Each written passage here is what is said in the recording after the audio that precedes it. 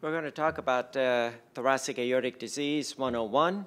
We have broken down these talks into different sessions. First, we want to have an understanding of what thoracic aortic disease, or so-called TAD, is.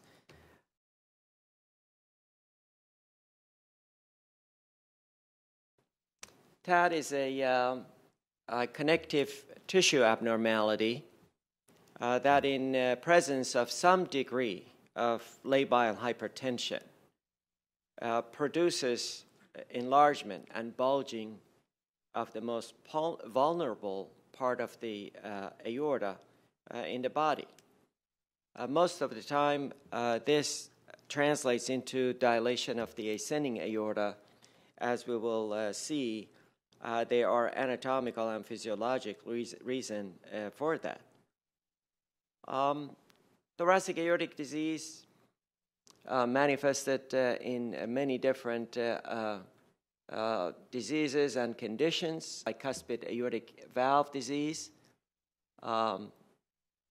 Similarly, a tri-leaflet aortic valve in the presence of ascending aneurysm, and also in the aneurysm formation of the different segments of the aorta, whether it is arch or descending aorta, can be present. Patients with a history of coarctation of aorta also can have this condition. As we know, coarctation of aorta is the number one associated congenital anomaly with bicuspid aortic valve disease.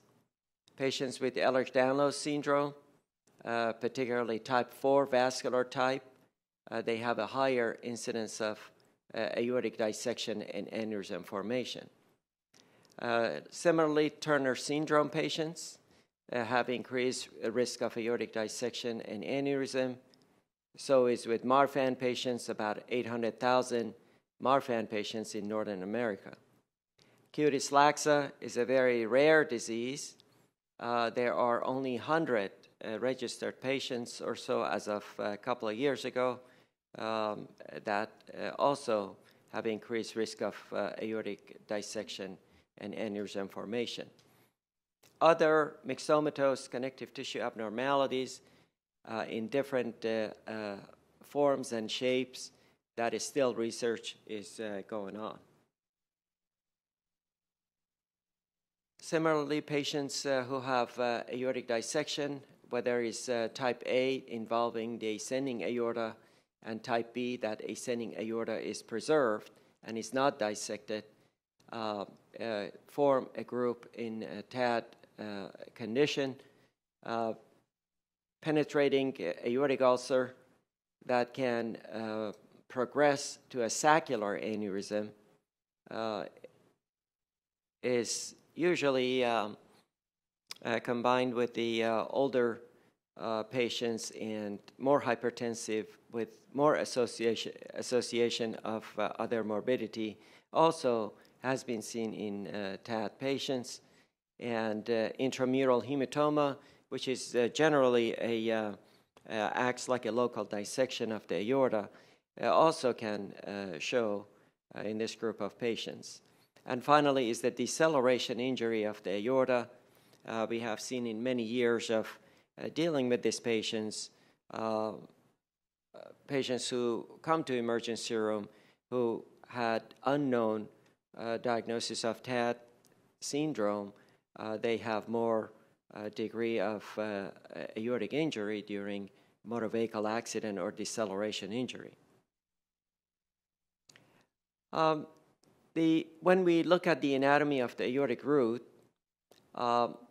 we got to remember aortic root contains aortic annulus, which is the beginning of the aorta, and contains the base of the aortic valve. The aortic valve itself, that can be tri-leaflet or bi-leaflet, and the three aortic sinuses that contains beginning of the coronaries, the right and the left, and sometimes there is anatomic variation to that. And finally, sinotubular junction that contains the top of the aortic valve, so-called commissures. From the sinotubular junction starts ascending aorta. Ascending aorta is the largest segment of our aorta. Runs about 2.5 to 3.7 centimeter in diameter in systole. Has a direct relationship with the height of the patient, gender. In a petite female is the smallest, and in a tall male can be the largest. However, the normal variations are really between 2.5 to 3.7 centimeter. Got to remember that most of the cardiac output goes through the ascending aorta. It is standing free in the pericardial cavity. There are no attachments between the pericardium and the ascending aorta. There are no branches coming off it. If you will, think about rebars in cement that adds extra strength. These branches potentially can add a strength to the support of the aorta, and ascending aorta lacks any branches coming off it. And also, ascending aorta standing free in the pericardium with no neighborhood support, so-called the right atrium and pulmonary artery that's surrounding the ascending aorta, they are very low pressure system. As aorta travels up, makes a turn, so-called aortic arch, and deepens in the chest toward the back of the chest and comes down, so-called descending aorta. Aortic arch is a little bit smaller than ascending aorta. It contains about 70% of the cardiac output or so. The rest has gone already to coronaries, and the remaining portion of that goes to the cerebral circulation as well as upper extremities. The pericardium is attached over the aortic arch as it travels outside the pericardium into the pleural cavity. There are two, or so-called bovine anatomy, or three arterial branches coming off the aortic arch, and if, as we talked about it potentially adds a strength to the stability of the aortic arch. And as we know, the aortic arch is really the top portion of the mediastinum that is rather compact with the trachea in the back. The upper portion of the chest narrows down and the structures get pretty tight.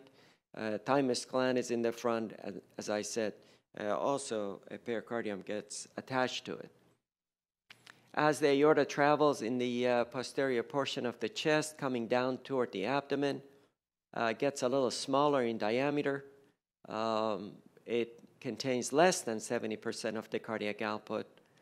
It's kind of tucked in the corner between the spine, the rib cage, and is covered with pleura. So it gets a little extra strength there.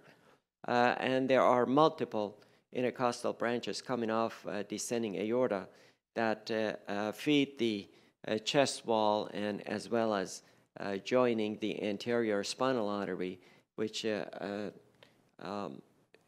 enriches the collateral network supplying blood to the spinal cord. And as we know, in deceleration injury, there is a little weak spot in the descending aorta called ligamentum arteriosum, which is a remnant of a congenital connection between the aorta and pulmonary artery that before babies are born, that is how they get oxygenated blood from the mother into the baby, and it closes at birth.